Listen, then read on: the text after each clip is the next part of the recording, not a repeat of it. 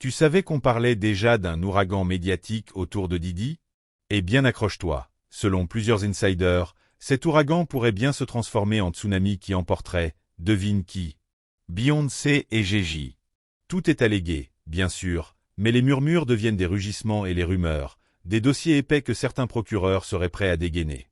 On fait un pas en arrière, juste un pas, avant de plonger tête première. Quand l'affaire Didi a explosé en vol, c'était déjà du jamais vu. Témoignages sous serment, bandes audio sorties de nulle part, documents scellés qui atterrissaient mystérieusement sur Internet. Et, soudain, plus personne n'était intouchable. Les enquêteurs? Ils scrutaient la moindre trace, la moindre signature sur des virements suspects. Les avocats? Ils réécrivaient toute l'histoire du show-business des 2 dernières décennies. Et au beau milieu de ce chaos, 2 noms revenaient sans cesse, comme une ligne rouge fluorescente, Shawn Carter et Beyoncé Knowles Carter. Mais comment on en est arrivé là, demandes-tu, incrédule? Très simple, le lien Didi-Jay? Béton armé. Depuis toujours, Gigi faisait partie du minuscule cercle autorisé à appeler Didi par son prénom, Shawn. L'autre privilégié? La mère de Didi. Ça te donne une idée du niveau d'intimité. Ajoute à ça les brunch Rock Nation où Didi s'affichait comme s'il était coprésident, les coulisses de tournée VIP, les after-parties verrouillées où seuls les initiés pénétraient. Puis, un jour, la plainte de Cassie tombe. Silence radio. Coupure nette. Didi rayé de tous les feeds de Beyoncé, de Jay, de Rock Nation. Comme si l'histoire pouvait être effacée d'un swipe. Sérieusement? Le timing est trop parfait pour être un hasard. Parce qu'au même moment, sur les plateaux télécablés, on murmure que les fédéraux préparent une liste de cibles secondaires. Pas de petites frappes, des milliardaires, des icônes, des parents de famille apparemment modèles. Tous potentiellement invités à répondre de participation active ou passive dans un système d'abus généralisé. La rumeur la plus incendiaire? Beyoncé et Gigi auraient consulté dans l'urgence un cabinet spécialisé en mobilité internationale, tu sais. Ceux qui facturent 6 chiffres juste pour t'expliquer comment disparaître légalement sous le soleil d'un paradis sans traité d'extradition. On appelle ça faire un Russell Simmons, parce que Simmons l'a déjà fait et visiblement, la méthode reste très prisée. Mais attention, l'affaire s'assombrit encore. Souviens-toi de cette confession de DaBaby, le rappeur qui a juré avoir été invité en 2020 à une soirée ultra privée dans le manoir de Didi à LA. 8 personnes triées sur le volet. Devine qui sirotait du champagne dans l'angle VIP, façon couple royal en escale? Jay et B. Selon le récit, l'ambiance oscillait entre discret décorum et énergie clairement freak-off. Rien de graphique, mais ces fameux sous-entendus qui font dresser les poils. Internet s'est alors mis à recouper. Attends, Bi n'était peut-être pas seulement la femme qui traîne son mari hors des ennuis. Peut-être qu'elle savait. Peut-être qu'elle participait. Allégation, encore une fois. Mais chaque fil que les détectives du clavier tirent révèle un nouveau nœud. Et si on remontait plus loin? Gigi, le businessman repenti, porte aussi des valises que beaucoup préféraient oublier. On ressort de vieux magazines. En 1997, Foxy Brown n'avait que 15 ans lorsque l'on chuchotait déjà qu'elle formait, disons, un duo plus qu'artistique avec Jay. Rien n'a jamais été prouvé. Pourtant, lorsque Dame Dash, ancien partenaire de Jay, est interrogé des années plus tard, il esquive, change de sujet, puis finit par dire « Demande à Jay, pas à moi ». Malaise. Ces silences valent parfois des aveux. Ajoute l'épisode R. Kelly. Souviens-toi, double album, tournée conjointe, photo backstage. Quand la presse a révélé le passé d'abus du chanteur, beaucoup ont pris la poudre d'escampette. Jay, lui, il a persisté encore un moment. Dame Dash dira plus tard « Je ne pouvais pas cautionner ».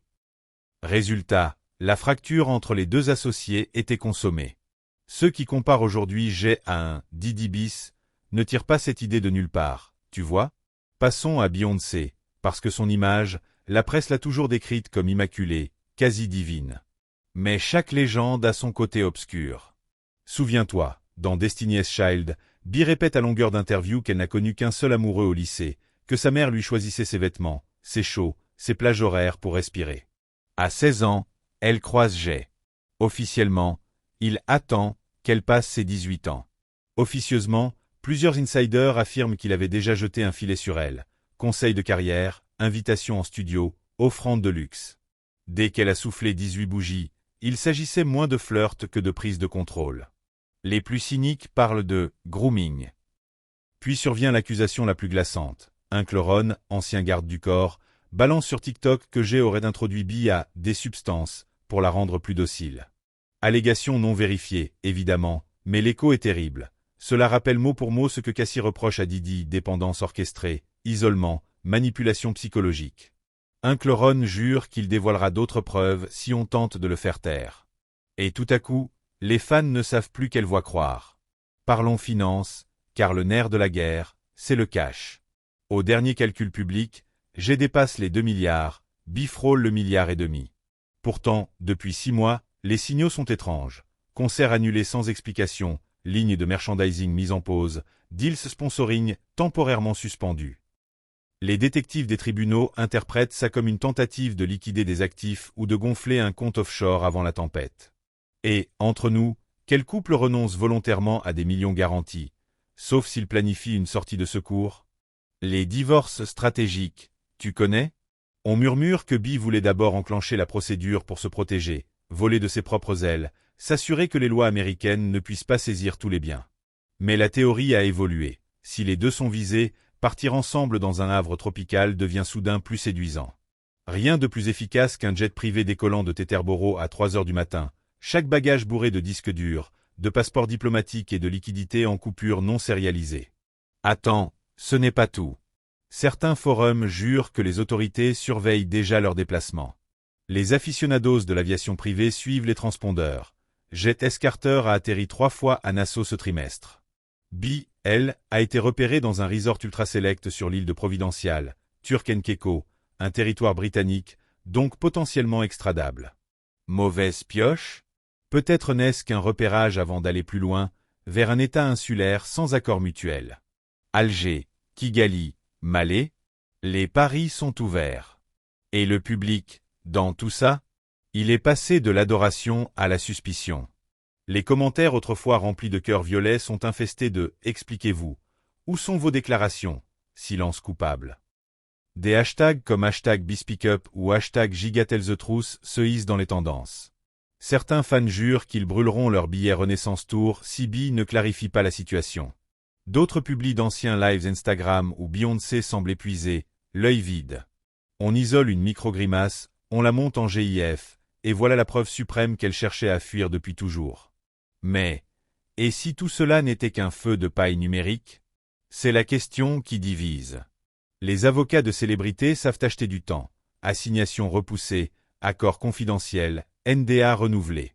Pourtant, cette fois, les procureurs paraissent moins flexibles. On chuchote qu'ils veulent un trophée, un nom qui fera trembler Wall Street et Hollywood à la fois. Didi, ce n'était que la première marche. Gégis sur le banc des accusés?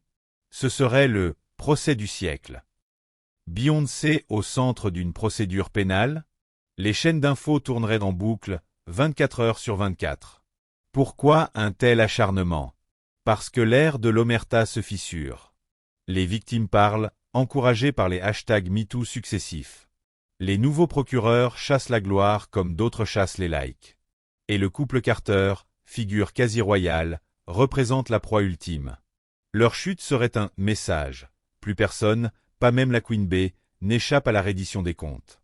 Tu te demandes peut-être, où est Solange dans tout ça? Bonne question.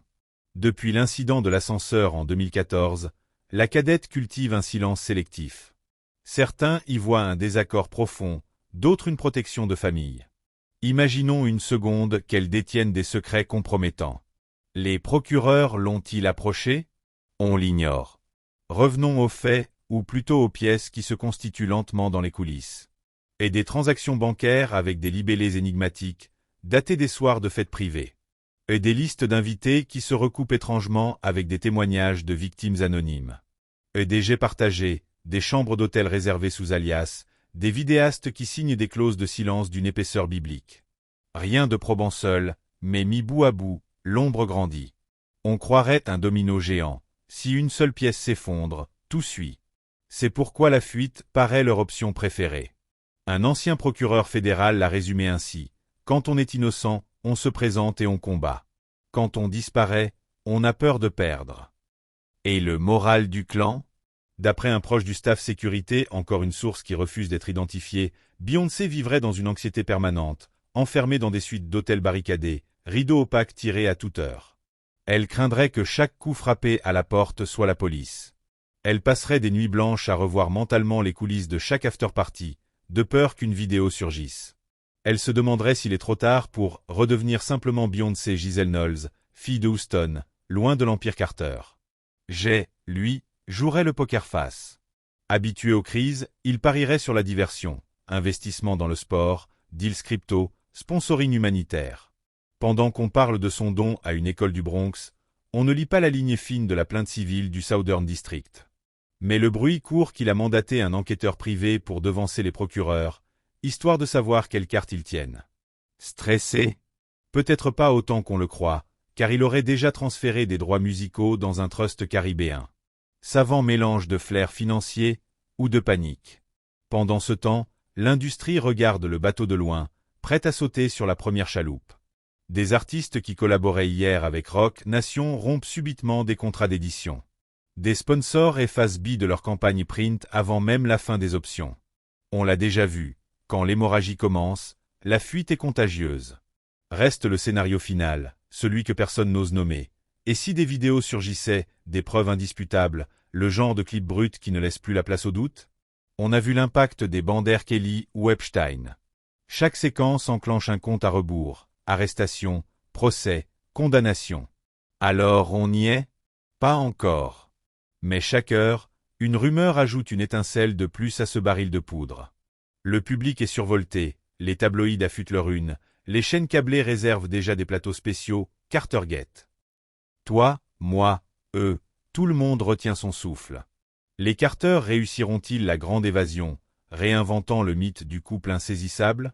Ou bien l'étau judiciaire se refermera-t-il, offrant au tribunal le plus grand spectacle de la pop culture depuis O.J. Simpson? Reste branché, parce que la prochaine notification Breaking News pourrait bien tout faire exploser. Tout est allégué, tout est supposé, mais une chose est sûre, les dominos tombent déjà, et la fin de partie n'attend plus que le coup de marteau du juge.